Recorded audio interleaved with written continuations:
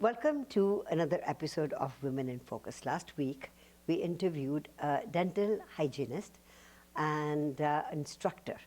Today, her youngest sister is our Woman in Focus today.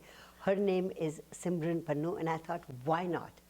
Both the sisters are dentistry, both of them are dental hygienists. One is an instructor.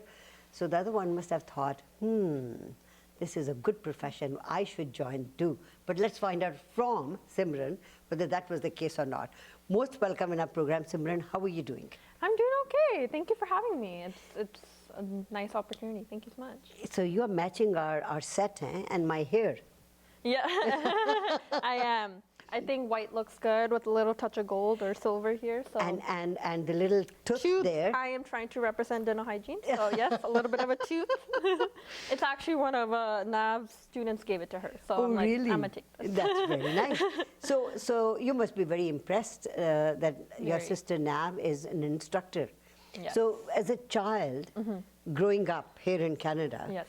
did you, because she's a dental hygienist, you wanted to be one? So I always wanted to go in the healthcare field. Yes. So growing up, I wanted to go in the healthcare field. We have a lot of people in our family that are in the healthcare field. So I didn't think of dental hygiene until she went into it. And I was thinking maybe go in medical field like nursing or become a doctor. But then the school part of it and getting into it, because it was such a long wait list. Oh, not only that, I mean, there are just so many seats, just so few seats. Exactly. And I didn't want to go out of the country or really out of the province. So I wanted to stay within Canada or BC. So I saw this as a really good fit. And I didn't think, okay, she did, let me just do it. I first volunteered at a dental office for 3 months at her office, actually. And I really did like it.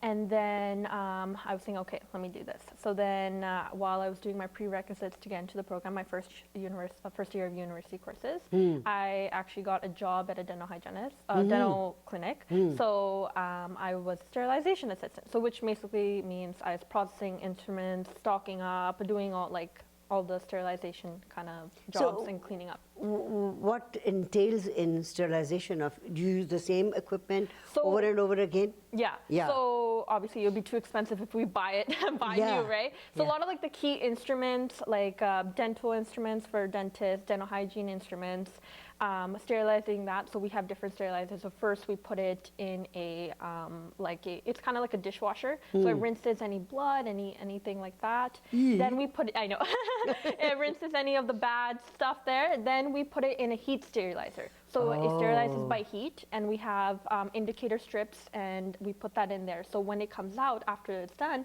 it will turn black if it's sterilized. If it isn't, then we know it's not sterilized.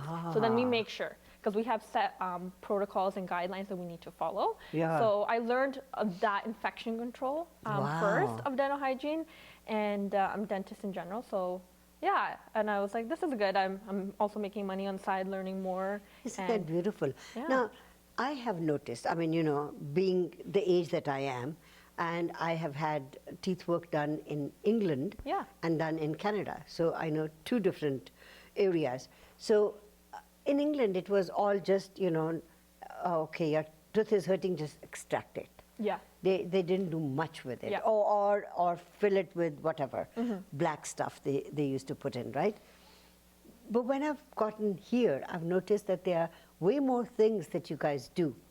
Like, for example, for cleaning, in England, there was no cleaning. You had a toothache, you went there, they looked at it, and they just either removed it or they drilled it and whatever. But over here, cleaning teeth is one appointment and then another appointment for any other work. Why is that important? Well, you said that in England that they would pull teeth. Yeah. They actually did that in here in Canada. I see patients now and they're missing a bunch of teeth, and they told me, yeah, I had a cavity, and the dentist was like, let's pull it out. 50 years ago, dentistry was scary. So now there's a lot of more science and more studies on things on how to protect the teeth, because you only get one set of teeth. You get your baby teeth, which comes out obviously, and then you get your adult teeth, and that stay. And we are dental hygiene is really focused on how to save your teeth, your bone in your teeth. It's because you don't get it back. And I always explain that to my patients, because especially if they have a cavity or they have some sort of like an infection in their tooth, and they're like, can you just pull it out? Because usually that's the cheapest thing, right? To pull it out. Right. Or you get a root canal procedure, but that's usually $1,000+. So sometimes Right. again, but I'm like, you only have that one tooth. Why Right. not save it? Right. You're gonna lose bone in that area. I try to convince them, and usually most of the time they do get convinced. I'm like, it's only $1,000 now, right? If you think of getting an implant in the future, that's $5,000. Isn't it worth spending the $1,000 now? Then you can save the tooth. You have your tooth. Another thing that I wanted to ask you about teeth, you said, you know, why not save your teeth? And you said dentistry has come a long way in the past 50 years, right? When you are studying about it, can you, apart from the pulling of the teeth, can you tell me some other things that have improved the dental hygiene? So your diet is really important. Getting regular cleanings, because there is bacteria that if it's sitting there, it sits below the gums. So below the gums is where our bone is. And over time, if the bacteria still sits there, over time, like any infection in our body, right? If it's over time in one area, it'll spread everywhere. Right. Same thing with that, it spreads and it eats the bone over time. And when it eats the bone over time, your teeth move because there's no bone support. So explaining that to patients, learning about that, and a lot of people don't know that our oral health is really important for our systemic health. So if our mouth isn't great, and what you put in your mouth isn't great, then it goes to, you can Your get gut. Yes, and you can get heart disease, you can get diabetes, and if you have a good mouth, a healthy mouth, you can prevent those things. And that's what I explain to my patients. You know, when you talked about what you put in your mouth, in our community, there are a couple of ailments that we are prone to that. One is diabetes, the other one is heart problem, right? Yeah. Diabetes because we eat so much sugar, or maybe so. I know, I'm guilty. Even as a hygienist, I know. So all the jalebi and the laddu, Yeah. they hurt our teeth? Of course, the sugar on it, usually our foods have like higher acidic levels, right? So when our teeth are exposed to that and they're sitting there and they're not cleaned off, you're prone to get a cavity. And when you don't deal with the cavity, then it goes deeper, deeper, and then that's when it becomes an infection. Yeah. I want to ask you way more questions on teeth and yourself as well. We haven't come to you yet. I know, we're talking about teeth. Don't worry, I love teeth, so it's okay. We'll take a short break and come back. Simran is our Woman in Focus today. Don't go away. We'll be right back.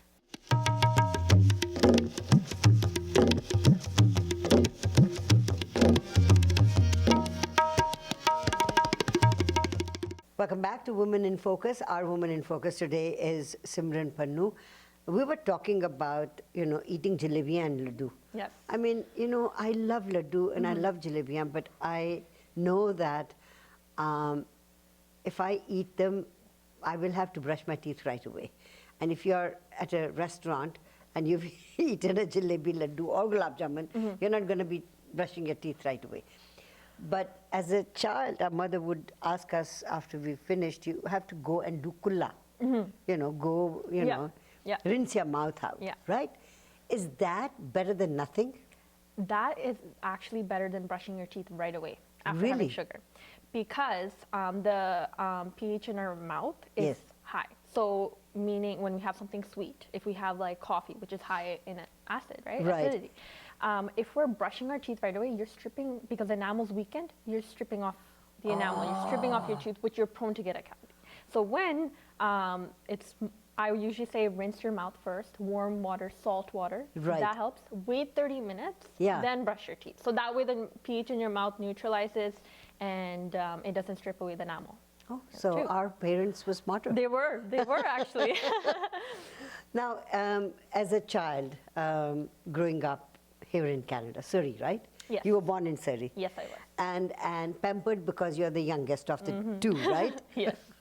And your sister also paved your way for so many things that you wanted to do. Now, you're 5 years younger to your sister. Yeah. You're only 20. Yeah. And you're a dental hygienist. Yes. Your father is very proud of you. I hope so. Yes, he is. Yeah, I can see it in his face sometimes when, especially when we were graduating or Yes. when we passed our, because we have to pass a board exam to become a dental hygienist as well. Okay. So we do our studies and then we have to do a board exam by Canada to get our license to practice as a hygienist. So seeing his face when I passed or when my sister passed, I can see in his eyes that he was proud. So, and my mom as well. So it's really rewarding too that I'm able to, you know, satisfy brown parents' needs Brown and make them happy and proud. It's really hard. So Okay, brown parents need. Okay, so why did you use that word brown parents? Are they very hard on their children? no. Or do you hear that from your friends? No. Well, no, they're not hard. They just want, again, us to do better. The best for their And kids. my dad always says, you live in a first world country. You Yeah. have so many opportunities. Use it, right? You can put the door on anything. Yeah. There's doors open for you anywhere. You Anywhere, can, yeah. even if you want to, you can send an email to the Prime Minister and talk to him. Like he has shown us there's so many opportunities. And I That think he didn't have when he was growing up. Exactly. Yeah. And he didn't want us to waste our time or make the same mistakes he did, which I feel like any parent does, right? They don't want them to make the same mistakes.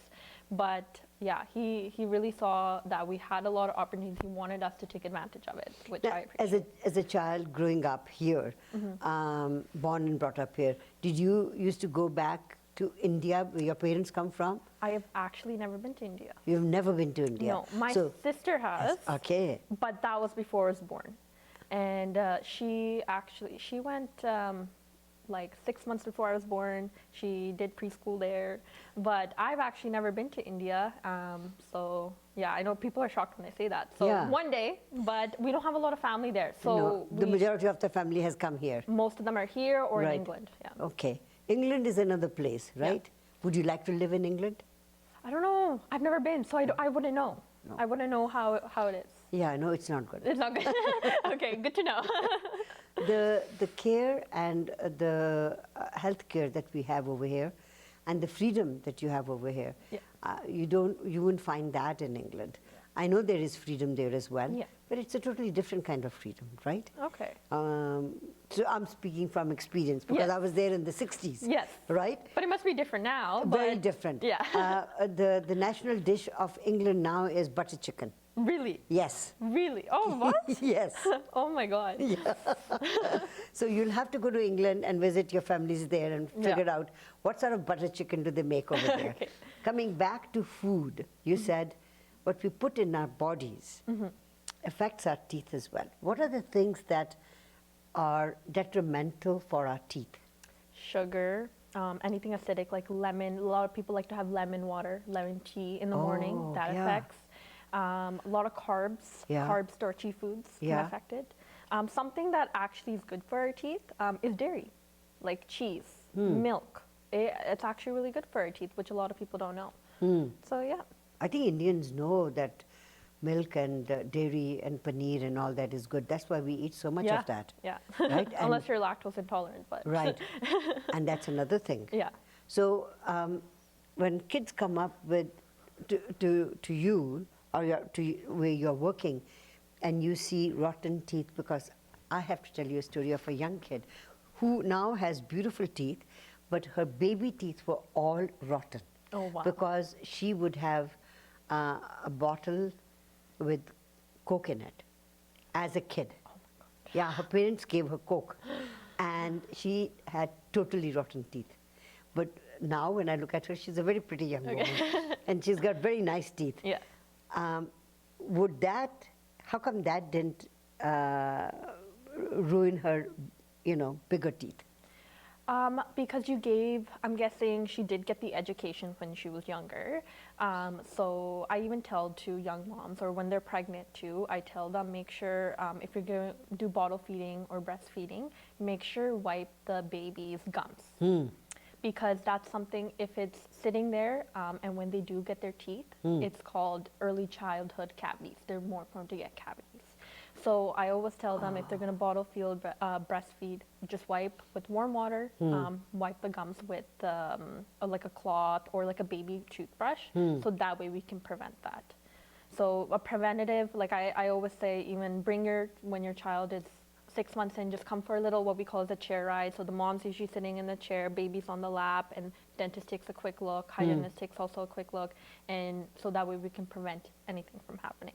And if we give that education now, like I even say to, like when I have kids that have like a big cavity, and I'm like, this is your baby tooth, but when you get your adult teeth, then you gotta make sure you're taking care of them, because you only get that tooth once. And then they start to like, okay, I need to be serious about my teeth. So I scare them a little bit, so that way they learn. So yeah, you just have to make sure you give that education. And sometimes parents don't know, so I also give them the education as well. Right. Because I see that parents I'm like, does your mom brush your teeth? Or is she with you while she brushes your teeth? Or are you brushing myself? And I'm like, usually I'm brushing it by myself. And then I tell them that, you know what, they should be in the room while you're brushing, so you make sure they're brushing properly. Because usually kids, they might do that, just little quick motions, and then they spit. That's it. That's brushing. You made the gesture of brushing teeth. I want to ask you a little bit more about that. Let's take a short break and come back. Simran is our Woman in Focus today. Don't go away. We'll be right back.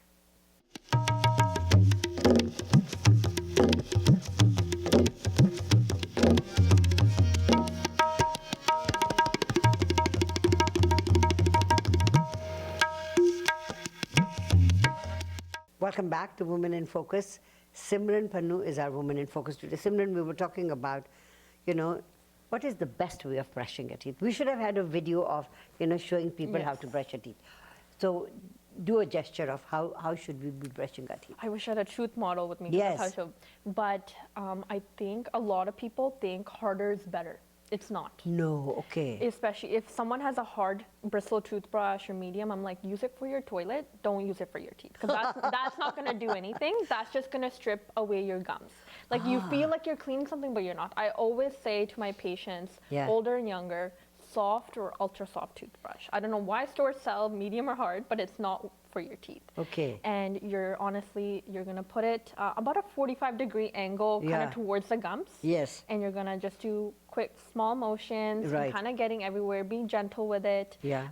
But I do see some people, they lack dexterity with it sometimes. So I say get an electric toothbrush. That also helps better with plaque control, and it does make your teeth feel a little bit more Is lighter. it better to have electric or manual? I would say electric, especially if you know how to use it right, because there's fancier electric toothbrushes out there that will beep you if you're being too hard while you brush, or they time you, or there's different settings on it, or some now they have an app, so they'll show you where you're missing. Yeah, because sometimes they usually just brush, a lot of people brush on the front of their teeth, they're not brushing on the back. And I'm like, that's where a lot of the plaque is sitting there, and that's where the bacteria is sitting there, and it's affecting the gums. So I have to always explain that to the patients, Now, Indian people love eating pan. Yeah. Have you ever eaten a pan? No, I haven't. No. I've never even tried it. No. I love pan. What's in there? It's like usually masalas. It's got a little lime in it. And then sweet stuff in it. Okay. And all sorts of mouth fresheners in it. Okay. And then the leaf is betel leaf. Yeah. So if you eat that, but the stuff that's put inside, tuna, and then the other one, I don't know, it's the red stuff. Yeah. So that probably is corrosive. Yeah, and it causes a lot of staining on the teeth. So you have a lot of I guess it's more red or black stuff on your teeth, more staining. Right, yes. And it's not the best for your teeth. I mean, I guess it tastes great, but it's not the best for your teeth. So when the dentist or the hygienist is cleaning behind or in front, what are they taking out? Plaque? So they're taking out plaque, and usually it's a hardened tartar. So when plaque is sitting there for a long time, plaque is soft, right? Okay. If you've ever not brushed one day, I don't know if anyone's done that, but brushed one day, and then you feel like a film on your teeth. It feels, so when that's sitting there in a certain area for a while, it gets calcified and it hardens. And you can't take that off with your toothbrush. That's why we clean your teeth. Oh, I see. right? Just to maintain the oral hygiene. So when it's sitting there for a long time, it's affecting the gums, and that's hardened bacteria. Again, it's affecting the bone because over time it eats the bone. Okay. So that's why we tell them, even how much you're of a grade of a brusher and a flosser, still come regularly for your checkups. So that way, just in case there's an area that's missing, just to maintain your oral hygiene, it's really important. You know, I have so many other questions to ask you about teeth, but I think that's more than enough. I do wanted to ask you about, you know, you're only 20 years old. Wouldn't you want to be a dentist, or is dental hygienist your ultimate goal? I don't think dental hygiene is my ultimate goal. I always want to keep learning. I always want to do better. I wouldn't see dentist as my ultimate goal either. No. No. I was thinking about it, but then when I got into the dental setting, and I'm like, I like the preventative side better than more of the restorative side. So I love educating patients and all that. I don't think I would ever see myself as a dentist pulling out teeth or anything like that. Kind of scares me a little bit, but no, it's I love my job. I love the patients. Yes. I love the office I work at too.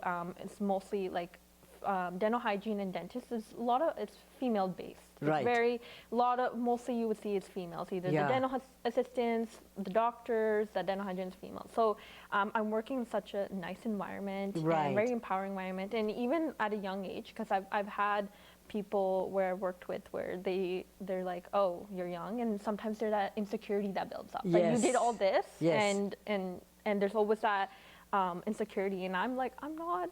I'm just doing my job. Yeah. Like, so I work in an environment where everyone really accepts me, and they're proud of me, Yes. and they kind of treat me like a little sister too, because Right. I'm the youngest.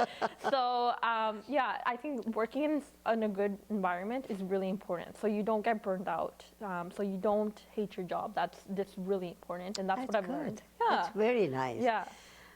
It's been lovely interviewing your sister and lovely interviewing you. Thank you. So thank you for being a woman in focus today. Thank you. And thank you for having me. I really appreciate it.